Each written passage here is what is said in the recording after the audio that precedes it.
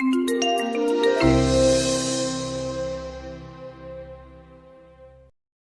man of the hour, ladies and gents, Mr. Eazi. Let's celebrate that. Come on, come on. Sit here. Can you do that one? So the live stream from there. All right. All right. Yo. All right, all right. So, you know, I was advised not to do this, but I have to ask. Can you start us off with the signature? It's your boy, Zagaza. I can't do it right. I can't do it right. Can you? It's your boy Eazi. Zagadat. Hey. All right. Thank you so much for joining us. Yeah, you've thanks, had man. a crazy travel schedule. Stage of South by Southwest, sold out crowd on the East Coast, sold out crowd on this side of the country. You know, congratulations on all that. And we're happy to have you here. Likewise, man. Awesome, awesome. So, get started, man. As we were putting this together, you know, you get Africans in a room, they always get energetic. People started arguing about where you're from. Is it Nigerian? Is it Ghanaian? You know, so we said we'll just ask you, or does it really not matter? I think it doesn't matter. I'm always trying to run away from that question. You know, but I like to think that I'm Nigerian by birth, Okay. and then maybe Ghanaian in the heart. You know? Yeah. That's right. You know, because it's so funny. It's like who I am today is as a product or as a result of both countries, be it birth or stay, school, life. I think I've lived the most of my aware life in Ghana, and I don't turn Ghana boy. You're going to give this Ghanaians confidence. Well, that's super exciting, and you know that's one of the things that makes us really excited about Mr. Eazi. That emphasis on just being African, you know, and connecting across the board. But how did you end up in Ghana? Can you tell us a little bit about that story? I was done with high school in 2006, and then I remember I wanted to go to Ontario to do aerospace engineering, and then I think the fees was like almost like 15 grand, right? And then I had gotten the admission, and then I go to my dad and I tell my dad, yo, Dad, I've gotten admission, so you need to give me 20 grand. And then my dad, he's like, oh, 20 grand? I'm like, yeah, and that's just fees because I had bumped it up, like, and that's not pocket money and all of that. So whilst he was thinking about it, my mom just shows up with my sister, and they say, oh, we've also applied for you to go to Ghana, and the fees is just 5,999, and you can do. There's aerospace, but we're able to get you mechanical engineering, and you take almost the same courses. So you could start with mechanical and then do aerospace masters. And my dad made the economic decision. So he gave the excuse that he's like, you know, your mom has some extended family in Ghana, and it's good for you to bond with them and, you know, become African. So go to Ghana. And before I knew it, I was in Kumasi. My mom actually lied to me. She's like, don't worry, Kumasi is just like Ontario, exactly the same, with better weather. So yeah, I found myself doing mechanical engineering, and I fell in love with the place. Nice. Yeah, that's amazing. And then the Banku addiction was born. And nice. So how did that transition happen from mechanical engineer, studying mechanical engineering to the Mr. Eazi that we see today? Yeah, I think is funny. I'd say it was born out of the fact that I always wanted to be economically independent. So I remember in my second year, I went to Nigeria, University of Lagos, and then I found an old schoolmate who was doing parties. So every weekend he would host big parties, and at the time he was riding a Corolla S, and that was a big deal. This is like 2009, And so I just thought to myself, wait, how can I start riding a Corolla S in my school? And so I went back to school. At the time, my school was Kwame Nkrumah University of Science and Technology. I think we have an alumni somewhere here. Hey. You know, my school was very, very serious. Like, people at the time just used to focus on their studies. And so I came there and I'm like, you know what, let's start partying. And and I'm like, you guys can't only learn, you need to also party. So I started doing parties. That started being very successful, from parties to concerts to fashion shows. At some point, it was hard for me to mix it with school because I was in the club almost every time. And yeah, and I feel whilst doing the concerts, I started booking some of the biggest African artists, both in Ghana, in Nigeria, to come to my school. And before I knew it, I was in studios with them. And then somewhere after grad, I started my MSc, and I just had so much free time, and I was sick of clubbing because I'd done it all. So I started going to the studio as relaxation, and before you know it, somebody is listening somewhere. It's like, oh, Mr. Eazi, we love you. I'm like, okay. During your master's? Yeah, during my master's.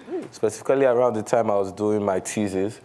So during my thesis, I had so much free time. And for somebody who's like used to activity, I was almost going crazy. So I just needed something to do. And I remember one of my friends who had booked in the past, he just took me to the studio for like 2 weeks, and we were recording, and he said, oh, we'll call it About to Blow. So we recorded a mixtape. We called it About to Blow, the mixtape. Nice. We put it on SoundCloud. At that time, I didn't even put my face because obviously I was trying to have a different career. So I didn't want people, I didn't want to go to job interviews and then the guy would be like, are you not the guy who's singing somewhere? So I remember I started playing with cartoons. So I'd have this friend who would do animations and disguise my face so nobody will know it's me. So yeah. Nice, nice. So what were you people doing during your masters? Yeah. How did you get the parents on board for that transition? This is everybody here that knows African Prince was mechanical engineering. You're doing your masters, and now, I want to do. So the thing is the thing is, my mom and my dad always thought I was just joking, cause obviously I was still in school. I was still doing my masters. And to prove to them that I was still doing my master's, I would send them my grades. So they knew I was still, the real ones. Okay. So they knew I was still in school. And then I got a job. I got a job in a company called Schlumberger. Schlumberger does well services, testing, drilling. It was a huge deal at the time. Still is. Yeah, and I worked there for like 8 months. Oh, wow. And I was doing really good. And I was still going to the studio. So to them, they just thought that that's his hobby, and I feel there wasn't much a need to convince them because I only decided to do music full time July 22nd last year. So in July last year, I get booked, I go to London, and then I have 2 events in 5 days. I have like a festival that had 8,000 people. And 4 days later, I had booked O2 Kentish Town that had almost 3,000 people. So in the space of 5 days, I had 13,000 people had come out to watch me. Wow. Plus, I had made over 100 grand pounds in those 5 days. So when I call my dad, I'm like, yo, Dad, I just made 100 grand. And he's like, 100,000 what? I'm like, see this. I'm like, 100,000 pounds. He's like, from doing what? I say, yo, he's like, I'm a musician right now. He's like, oh, that's very good. That's very good. I need to change your name to Mr. Eazi on my phone. So there was no need to convince them. Because like, I'd basically already proven that I could generate revenue. Yeah. And And for 13,000 people to come watch you, I had the metrics basically. Yeah. And basically my dad has always been about, he actually gave me a deadline of around that time last year, because after I finished my MSc, I started, during my MSc, I started doing some gold trading business. And then I moved back to Nigeria and started a tech company, phone trader.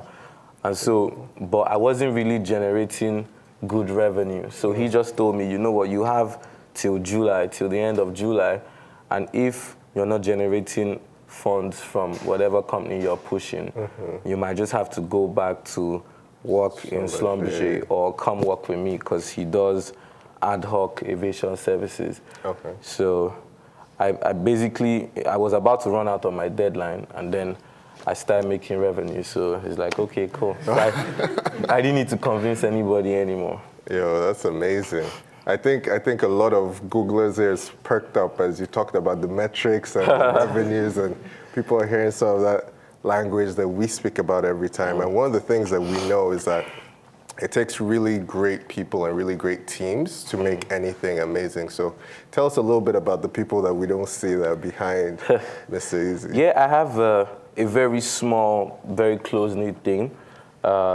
Because of the way the music just snuck up on me, I remember the first ever booking I had was to go to the UK, and at the time I had no manager. So I had this friend who worked at Vodafone. He's a very big marketing guy at Vodafone Ghana. So I called him to act as my manager. So we walked into the meeting and I was like, this is my manager, he works at Vodafone, you know, and basically we started working together as my manager, and he started handling my affairs in Ghana, especially marketing myself in Ghana. Then I reached out to my former rival. So in uni, at some point I had monopoly because I was the only one doing parties. Then a year later, my current manager, Doregos, he was understudying me. He was like my boy. He was at all my parties. And next thing, he goes to start his own company. So I'm not gonna lie, I hated him. Like, I felt he was a snitch, because why would he be on my team and suddenly go start out his? So I remember anytime I saw that he was putting events up, I would put my event the same day, just so that I could flop his event. And I remember one time, his event flopped my event. So I couldn't take that defeat. I'm like, geez. So I called him up. I'm like, you know what? The truth is, I knew he had taken over because he had the younger people coming to his parties, and I was about to graduate. So they liked him because they felt like, and he had so many fine girls coming to his party. So I walked up to him. I told him, Doregos, you know I'm the king of this party business. I want to help you, you know. I don't want your parties to flop. Meanwhile, it was my party flopping, and I told him that we are not enemies. The people are the enemies. So you know what we'll do? Let's collaborate, and I would host a party, and you will host a party, but we're the ones behind both parties, so that the customers will feel that they will feel a sense of competition, and some will go to yours, some will go to mine. But at the end of the day, we're still the ones behind it, and we make money. So we created like a false competition scene. Wow. And so we started doing parties and concerts together. So once I started seeing that, the music was getting real. At the time, he was in South Africa because he's a pilot. So I just told him, and he started handling my bookings. And because he was the one that used to book the artist back in school, he was very good at negotiating deals. So we rose from the first ever booking I got was like $2,000. And by the time he came on board, the next booking we got was $10,000, $12,000, and we just kept rising. So the team is just basically the marketing lead in Ghana, then Doregos, then I have my high school schoolmate who's now my DJ, tour manager. Then we have 2 people in Nigeria who handle our live events. And That's basically it. Every other person is like ad hoc hired. Yo, that's amazing. Such a small team, do so much. It's incredible. I hope you guys are getting your business school notes here because you can't get this stuff from class. But let's switch gears a little bit. Let's talk about the music. I think one of the exciting things, right, that you've talked about is how this kind of snuck up on you. Yeah. But the music doesn't sound like something that snuck up. It sounds like it's a sound that people feel like they've just always had, that they've been waiting for. Yeah. What are some of the influences, and how did you get to that identity? I feel like music is, for me, music is an expression of myself, and I'm a big believer that human beings are like a product of their environment. And since the music comes from the soul, it now defines me, and I'm like an easygoing person. And then I've been influenced by the cultures of Ghana and Nigeria, and you could hear that in the music. It's a mixture of both influences. And I feel for me, all the times I was going to the studio just to mess around, I was actually practicing, I was learning, because I'm sure if you went back to Kumasi, if you went back to that studio, you would see maybe 100 songs. And I can assure you those songs are whack, you know. But all those times were formative times. And by the time I was ready to like put out the music properly, I just stuck with what I had been doing. And I feel like there was the need at every point in time, and it will happen in the future. The sound always changes. The sound always changes, and trends, even in fashion, trends change, and it's like a circle. It goes round and round and round. And so the trend was about to change, and I was just there to be the instigator of the trend change. So, you know, it is what it is.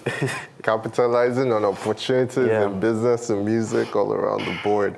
So who are some of the folks you were listening to growing up that you think you hear now in your music? I listened to a whole lot of music growing up. I listened to, because my dad was a huge Bob Marley fan, so I listened to a lot of Bob Marley. I listened to a lot of Dr. Alban. In my uni days, because of my roommate, I got stuck up listening to a lot of Jay-Z, Lil Wayne, Drake. Nice. You know. And of course, a lot of Nigerian music like Labaja. And I feel like every song I do, there's a different part of that influence that shows. Bankula is one of my first records. It was originally a reggae record before Jules switched it up to what it became. So I feel, and that's why I call it Banku music, because it really is Afro-fusion music, because on the base is African drums and African feel, but at the end of the day, I draw influences from all genres of music. Oh, dude. Banku music. Yeah. Shito, tilapia. There's a lot of music about the food. About the food. What's that about? I think I'm a low-key foodie. You know, low-key. I believe if not for, I feel like I have quick metabolism. If not for that, like I'll be really huge. Because like I don't eat too often, but when I eat I eat for like 3 people. You know, so, and you know, for me, since I was not doing music to become a superstar, I was doing music as a hobby. So I had the freedom to call my songs anything, to say anything on the record, because there was no intent of it going beyond me and my friends. So it was as easy as, my friends eat shito, we love shito. So like, oh, Eazi, make a song about shito. So I go to the studio and I make a song about shito. Oh, it's crazy. Oh, we eat, there's even a song I have called Plantain, because, you know, because I love plantain, and we made a song about that. So I feel it's because I'm a foodie, that's why those names, and because I was just feeling free. And I feel, for me, if success would continue for me, it will have to be about me not really caring about making a hit record. I would have to be sincere every time I'm recording, and I feel it's the sincerity that people connect with. Yeah. I have to say, that's definitely something I've heard consistently, that in some ways your songs are almost bigger than Mr. Eazi is. Yeah. Like, a lot of people know the music, they've never seen the guy, they don't really know who the person is. And it seems like that was by design initially. Yeah. As you kind of move into this next phase where the music is blowing up, how are you thinking about that and about your publicity and your personality like shining through? Yeah, it's so interesting to see that, like, I and my team, we basically see. Now I'm gonna be saying Mr. Eazi as a product, so not myself. So we basically see Mr. Eazi as a product, right? And then it's in the same vein. If you had a product, what you need to do is you need to test the product. You need to go through testing to be able to define the market for the product. And when you define the market for the product, you run tests to see if the said market actually buys in to the product you're selling. And when you decide that, you go on and do marketing. So now your marketing is not going to be broad-based. It's going to be very direct, because you already know who you're marketing to. And it's the same thing we've been doing with the music. We found out that Africans in diaspora were the first to embrace the music, and we started targeting our marketing, our touring to Africans in diaspora. I remember the Regos will look up my YouTube views, and he will see that the UK was #1 streaming position, and we will just tour based on stream data. And even this tour, that's the same way. But that's why right now we're doing a diaspora tour, reaching out to the first fan base. And then to answer your question, in June, we want to do a very huge, both digital and above-the-line marketing campaign, which we already started with the mixtape, which is billboards. I think we had 25 billboards across Nigeria and Ghana with Life is Easy on it. So we had the London buses, the London city buses. We had 12 routes. We had the city buses in Lagos as well. And we will start a proper marketing campaign called Who's Mr. Eazi in June. This time I would have my face fully on every ad, and we would run it both targeted at our diaspora audience and then back home African audience. So by last quarter, by Q4 of this year, everybody should know Mr. Eazi. Should know Mr. Eazi. Yeah. No more worry about the job interviews. No. Dude, that's amazing. You started talking a little bit about YouTube, so let's chat a little bit about this online platforms that you guys are using. And I know there are a lot of people in the room interested to understand how you guys are using technology to power this 0 to 1,000 rise that you've had in the last year and a half. Yeah, I'd say like my success at this point has been just as a result of me leveraging on online products. So for instance, I'm very big on Twitter. It's almost as if I'm on Twitter 24 hours. And that's because if I'm not tweeting, my team member in London is tweeting, or somebody in Nigeria is handling the Twitter. But what we and this was informed, shout out to the manager in Ghana, he just said, you know what, if we're seeing Mr. Eazi as a product, then almost every company spends a healthy amount of their budget trying to connect with the consumers, trying to connect with the customers. So what we started doing was, I remember we would search on Twitter, we would search Mr. Eazi, and everybody who mentions anything about Mr. Eazi, we would retweet, or we'll say, oh, Zagadat, Zagadat, Zagadat, Zagadat. Wow. And my fans started to see it as something huge. I remember we would see, oh my God, Mr. Eazi just replied me. And someone else who's following them and doesn't know Mr. Eazi will be like, who's Mr. Eazi? Why are you excited? And next thing, when we see that thread, we would follow with, say, a SoundCloud link. We'll be like, oh, this is Mr. Eazi here. Listen to his music. Yeah, we just even have to pause there so people can understand the marketing magic that was just dropped in that flow. That's amazing. So we were taking our time to do that. It was hectic, but we saw it work. And what we began to see is that even though we didn't have a lot of followers on Twitter, until now I don't have a lot of followers, but the interaction on a tweet was more than the average interaction for an artist who was bigger. And this was because the fans, it was now a personal relationship. Like till today, I still, at concerts, backstage, I still meet fans who call me by my first name, hey, Tosin, and I'm like, I don't know this person, but just because of our relationship on Twitter. And it was the same thing we did for Instagram, for instance. We started to do even as cheap as $10 a day, $20 a day Instagram ads. And let's say I go to a show and I shut it down, we would take the video clip and we would promote it. We'll try and target between Ghana and Nigeria, and we'll promote it, and we'll see our followers rise, or we'll see people paying more attention to our music. So it was, we were heavy on Twitter, we were heavy on Instagram.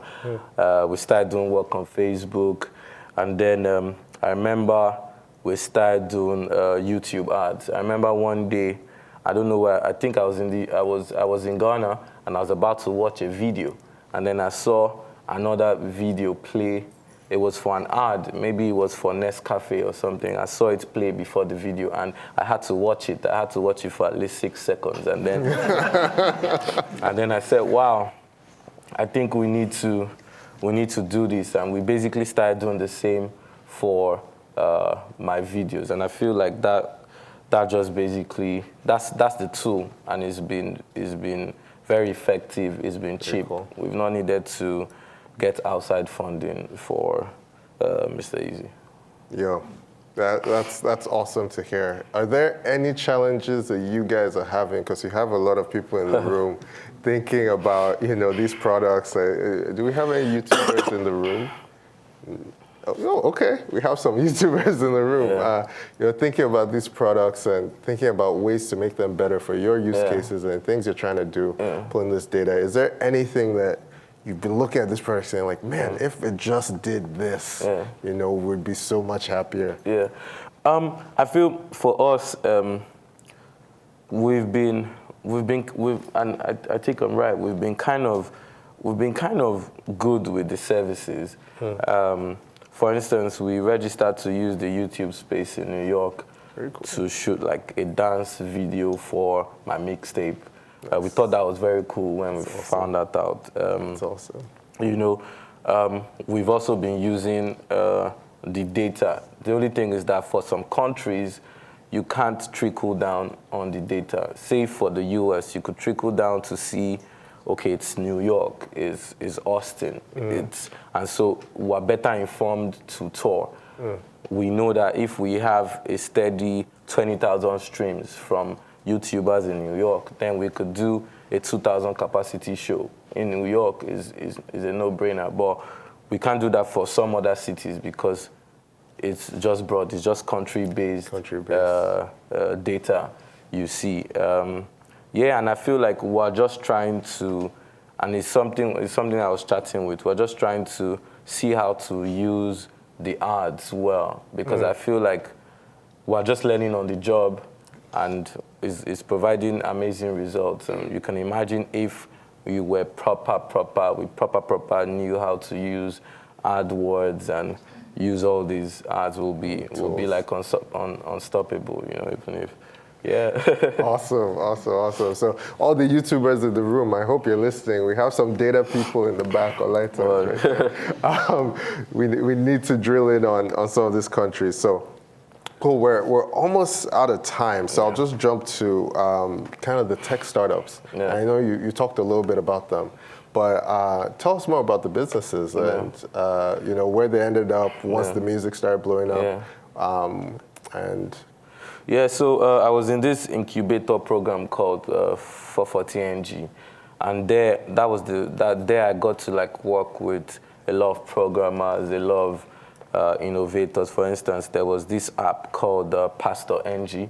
Pastor NG is a testing app. So basically, there's a test you take to get into Nigerian universities, which is called the JAMB. And now Pastor NG has all the test questions from like 20 years back on the app, and then it makes it a fun way to test. And then the more you test, you get freebies, you could win stuff, and then people pay. Yeah, it's gamified, and people pay via the networks. Say pay via MTN or pay via Airtel. So that's one of the products I was involved with starting on, and it still works now. Nice. I believe last time it was generating like 50 grand monthly, 50 to 100 grand monthly revenue. Then Phone Trader still works. We have 7 outlets in Nigeria. So what is Phone Trader? So Phone Trader is like a, how do I explain it? Phone Trader is like a car phone warehouse. What we do is we buy used phones. So, and say, for instance, there's about to be a new, maybe for instance, the Samsung Galaxy S5 is about to drop. Then we would, since we operate from the telcos, we will have people come out, and we will buy the S4s from them, and we'll give them discounts on the S5, and we would in turn take the S4s and do like a mini refurb and sell the S4s with 30-day warranty to customers. So we basically do that across a couple of brands in Nigeria, and we offer repair services. So you could find out how much your phone is worth by going on the website. Yes. And entering the details. So, and Phone Traders is still operational. My friend runs it because obviously I'm somewhere else. And ultimately, what I'm trying to do is get to a point where I can merge the brand Mr. Eazi with the products. And even within, I'm searching for like tech products that are relevant to the music in Africa that I can launch at a point, say, when I have, because the music gives you influence, and is as easy as me saying, oh, use this app or use this service, and people will just go just based on the fact that Mr. Eazi says we should use it. So yeah, exciting times. Yo, so looking forward. That's amazing. If you guys have startups that are trying to pitch, get ready now. Get it for 5 minutes after the conversation. So what's next for Mr. Eazi as you kind of go through this next phase? I've heard some rumblings of Eazi Core. Yeah. Yeah. So basically, since this is no more a joke, you know, because like there's a lot of people involved. 50 million streams later, Eazi realizes. You know, there's a lot of people involved. I mean, I've played shows in places like Ukraine. That's done amazing. Like 2 shows in Ukraine. I've gone to Dubai. Wait, so who's the audience in Ukraine? So now, so it's funny. Ukraine has thus far been next to Cyprus. It has thus far been my most diverse audience. Very Ukraine was the first place I got to, and I look in the crowd and I'm wondering, are these guys here for Mr. Eazi? Because I'm like seeing everybody, not just Africans in diaspora, I'm seeing everybody there. And I'm wondering, and I remember in Ukraine, I was singing a song and I go up to this chick, and then she's Scandinavian, and then I'm singing and I put the mic because I really want to test to see if she knows the song. And then I put the mic and she's singing it, and in my mind I'm like, what does she even know she's singing? So it's not, we've realized it's not a joke, because we're doing good revenue. We're having a lot of people who are in positives on our P&L, and now we've seen that we've changed the game. We've disrupted how African music used to be put out. We've leveraged on technology to put out the music in a cheap way. We've hit people online, and because it's buzzing online, the radio is forced to take it. We've never had to solicit for any radio play or TV play or interview. It just comes based on the fact that we're online. And sometimes I spark things, I say things on Twitter just to get people riled up. To keep the conversation going. You know, so we're about to launch what we call Eazi Core. Now, Eazi Core is supposed to be a platform to break African artists, break African artists in general, both in Africa and in diaspora. So it will just be a management platform where we help you put out your music, we help you do marketing, and we do an 80-20 partnership with you. So we as management take 80% of the revenue, and you as the artist takes 80%, and you still have the independence. And so we're in the process of that. We're in the process of doing huge JV type or distribution type or publishing type, basically partnerships with bigger organizations, so that once you put out your music in Tanzania, it can immediately get across Africa and in diaspora with just one email, you know. So that's basically what we're working on, and we're also working on the marketing campaign we want to launch, which is awesome. Who's Mr. Eazi? Yeah. Awesome. So guys, we're going to shift into questions, live questions and Dory questions. I'm going to have the first live question because there's something that I want to ask about. Thank you so much, Tonya. You just hit on the success in the Ukraine and this globalization of the African sound, right? And we recently covered in Vogue, New Sound of Africa, a lot of really exciting things. Wizkid signed here in the States, and Tiwa Savage as well. What is going on with the proliferation of the sound, and is it a good thing? Is it a bad thing? How do you see it? I feel like it's a good thing. I feel like, with all due respect, I feel like African music is the new reggae. You know, is the new dancehall. All right, let's pause right there. Okay, get your Twitter fingers ready.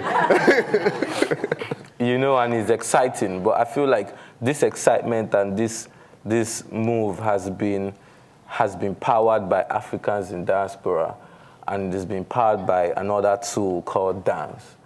So because African music is very rhythmic, there's been a lot of dance-related, I feel it's been fueled by dance, and it's exciting, and dance is a language everybody understands, and it's only going down to the artist. So it's good. I just feel we as African artists just need to be able to benefit from it. Like, if someone like Bob Marley could move reggae music from Jamaica to the world, there should be African artists who spearhead this movement. And I feel it's a global space now. There's nothing hidden. Everything is on the internet. So we just need to position ourselves well to be partakers of, I'm sounding like my pastor, be partakers of the new wave. Yeah, awesome. So what can the people in this room do to make sure that African artists and Africans in general are partakers of that next wave? Yeah, I feel first off is like, and it's something we always do. I feel like the first thing is like education, you know, like letting people know things that can be done, partnerships. Like everything we've done has been a lot on partnerships. For instance, we've been partnering with streaming platforms, and they've been giving us banners in countries outside of Nigeria and Ghana. So I remember when I released my mixtape, I had banners in Germany, in Korea, on the storefronts, and that way I had people from there. Okay, who's this guy? Let me listen to the music. So I feel like if there's anybody that has the power to actually break African music, it's the tech companies, because they have platforms that the whole world is logged onto. The whole world is on YouTube, is on Facebook, is on Apple Music, is on Spotify, blah blah blah, and partnerships like that would help elevate. For instance, I might have a concert and get it live streamed and have some ads around it, you know, things like that, basically. And if you guys can, you know, give us like Google credits. Well, you guys heard it live and direct. I think we have our assignments, our work to do. With that said, let's jump to questions. Do we have live questions in the room to get started with? Hi, yes. So my name is Jeff. You mentioned that you do have people, you know, in diaspora who are listening to you, but then you also have local artists, right? Yeah. So, or local audience. Yeah. So how exactly do you go about making sure that you're not alienating, you know, maybe the people in diaspora with some of like the sort of more native words that you might say, right? Maybe you say some few words, right? Or some Yoruba words. How do you make sure that, you know, you're not sort of, how do you target your audience? Or how do you make sure you're not So basically, the thing, like I was saying, I thought that there would have been a direct need to water down the lyrics or water down the use of indigenous terms and language in the music. But like I said, I went out to Ukraine and I was singing, I think I was singing Shito or something. I was singing a song and this Scandinavian girl was singing everything word for word, and she still kind of understood what the song was about and the vibe. So music is now beyond language, because music is a soul and is a soul thing. And I feel like the soul there's one language that the soul understands, and it's sounds. You know, so in that regard, I feel like, and you still want to keep it original. You still want to keep the content 100%. So I feel like there shouldn't be any, and that's just my opinion, there shouldn't be any overly intention to water down the music, you know. But of course, as we travel, like for instance, I'm in the US now, I'm hearing new words, I'm hearing new music. It will reflect in the music, and maybe it might be more, someone in diaspora will be able to relate with it more.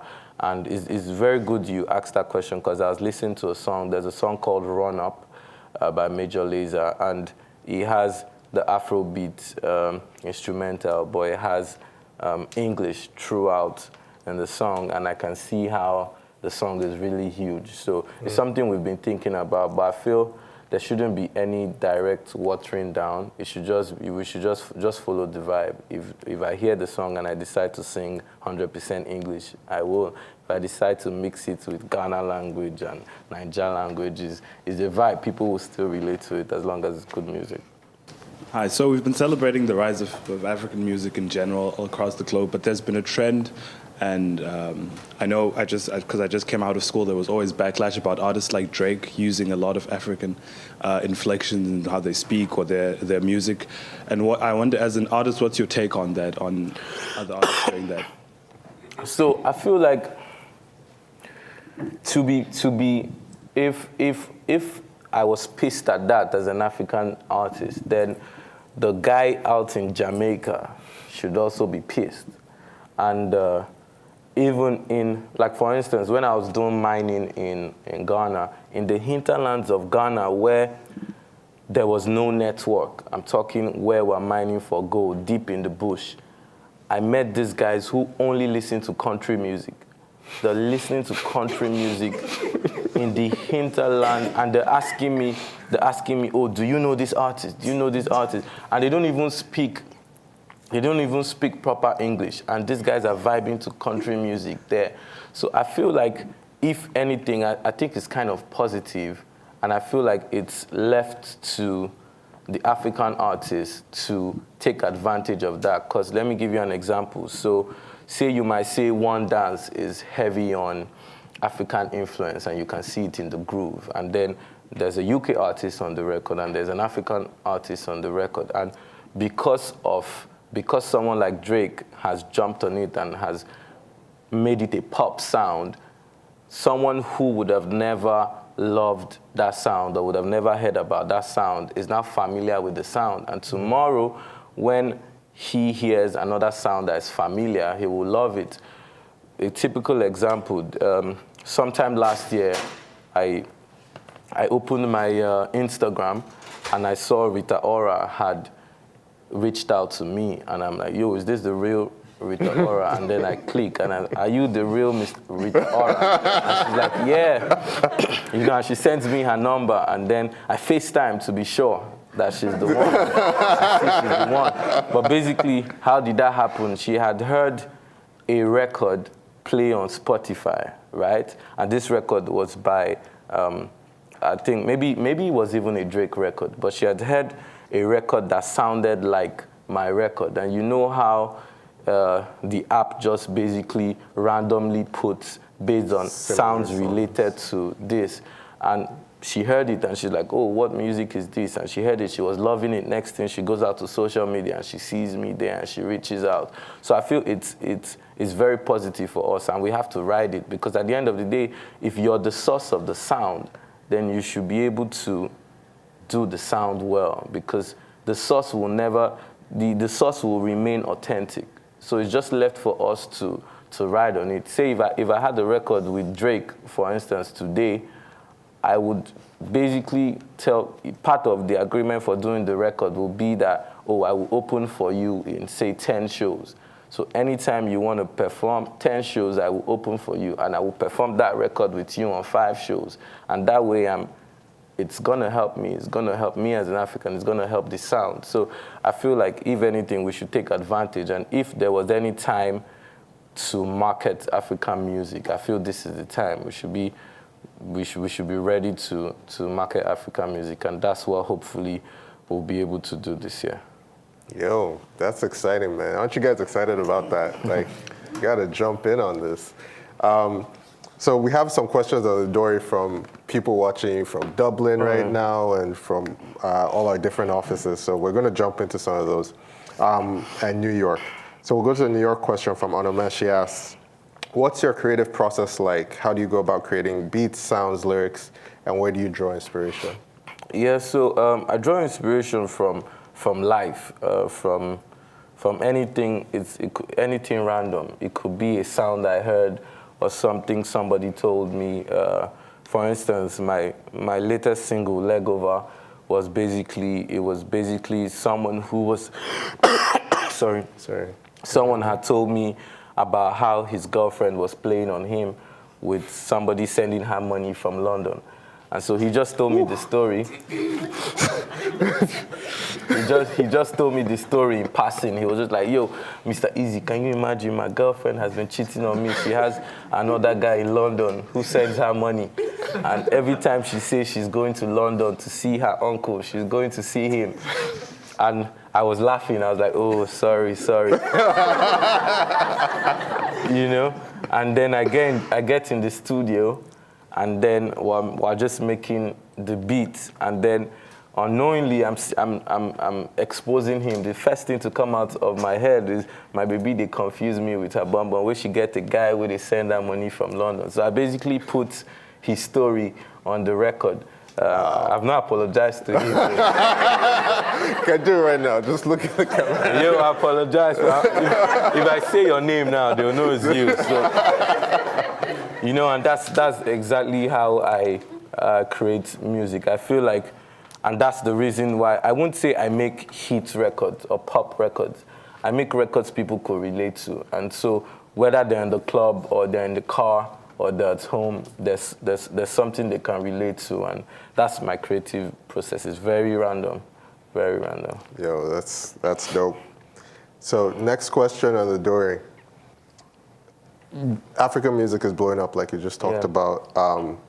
Do you think it's going to help the image or the way people think about Africa? Do you think it's going to change, like, you know, Africa as a country? You know, dollar a day type stuff, anything around some of the I feel that's what I was my team was talking about. It still boils down to us. For instance, if African music is blowing up. If say I blow up in even now as it is right now for myself, the next video we're gonna put out from June is for a song called Tilapia, and we're going to Ghana to shoot Tilapia, and we're going to show Ghana as it is. So for somebody who's in Russia listening to my music and watching my video, he or she will then see that, wow, this is in Ghana. Awesome. Okay, maybe I need to go there. When I've heard there's a place we shot my video Skin Tight. We shot it out in a lodge just between Ghana and I think is Burkina Faso. They have this reserve there. And then the owner of the reserve has told us that ever since we dropped that video, his place has been booked out. People contacting him from all parts of the world. And it's only because they saw that in the video. Now, if I decide to be, as an African artist, if I decide to start shooting videos in London, in London, and all I'm showing is the big Ferrari and some chicks just dancing around, you know, I'm not doing anything to help the culture or to represent myself. And that's what we need to learn from, like, the dancehall artists. The dancehall artists, they keep it 100. They keep their videos as it is. If feel like you're in Kingston, you know, and that's why I feel like that's why dancehall and reggae culture is popular, because the artists drove the culture. So it's left to us to actually do that. Awesome. So final question, specially saved for last. You know, some fights might break out on this one. So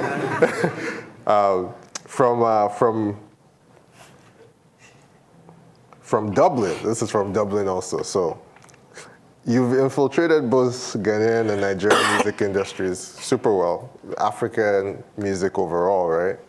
But the main question is, which is better? Ghana jollof or Nigeria jollof? And for people that don't know jollof, Google can help you. That's why we're here. Just Google it. But what is better, Ghana jollof or Nigeria jollof? Man, I feel like on a